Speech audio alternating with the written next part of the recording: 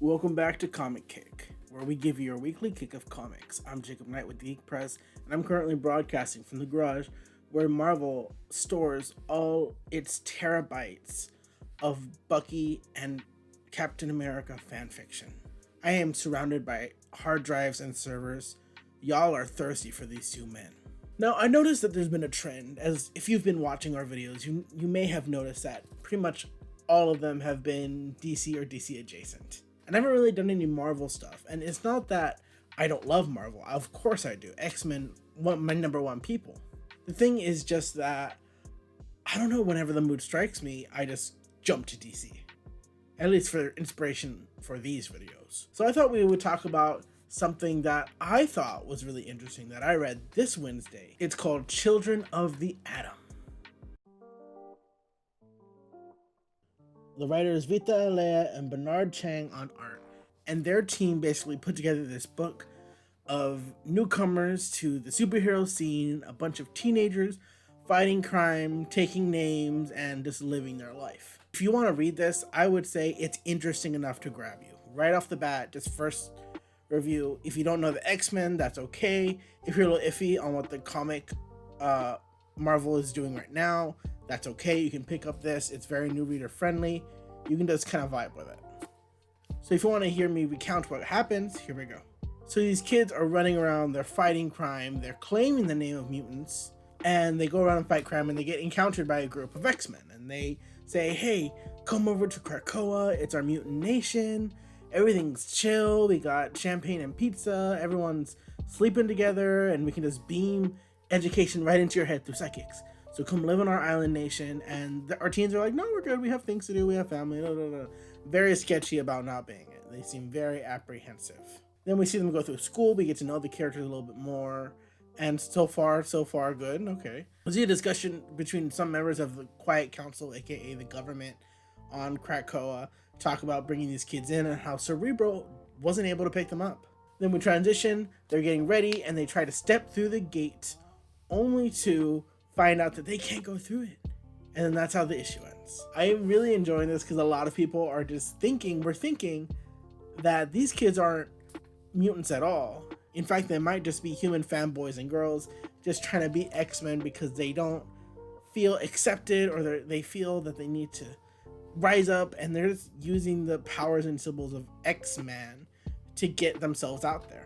Now, whether or not these powers are real or from their outfits, or it was an experimentation or a drug of some kind, that's going to be coming in the future.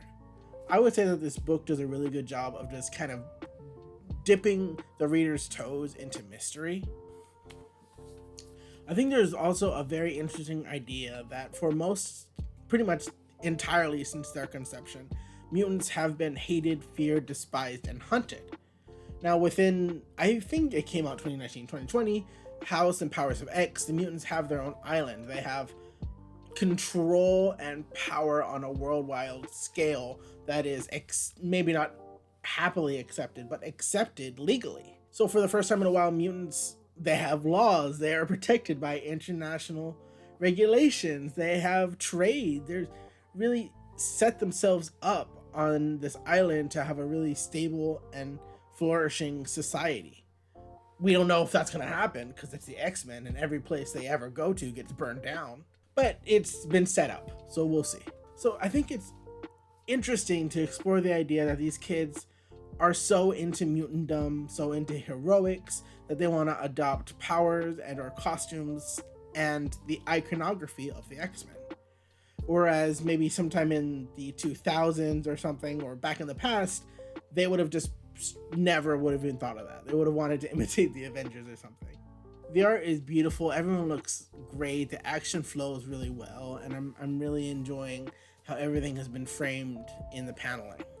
So yeah, that's Children of the Atom. It seems like a fun mystery. I want to see where it goes. I think it'd be interesting if they're like weird half mutants or if they're abusing drugs. I feel like there's a lot of fun stories that could come from this team, and hopefully now that the penny's in the air, it's gonna land and we're gonna get ahead.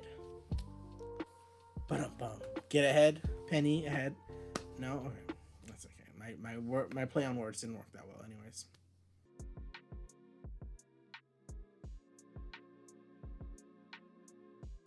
So, what did you think of this issue? I know this was sort of a shorter episode, but things are crazy for me. I'm in university, and the founder of the Geek Press, Lewis, is also working hard on his last year of university. So, we're both trying to bring you content, and I hope you've been enjoying said content. So, did you like the book? Didn't? Planning to pick it up? Planning not to pick it up? Put all your concerns and encouragements and questions and comments down in the comment section down below. Don't forget to follow us on all our social media, and don't forget to come back next time for another. So don't forget to come back next time for a kick of comics. I'll check you later.